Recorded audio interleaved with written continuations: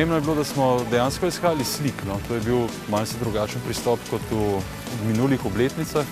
In tukaj je bilo delo Barbare Čeferin kot kuratorke odločilno.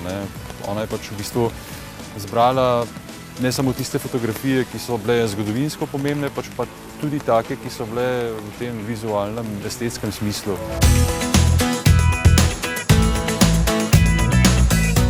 Šport in kultura sta vedno šla skupaj z roko v roki in sta zelo velika in pomembna dejavnika kulture oziroma nacionalne identitete vsakega naroda.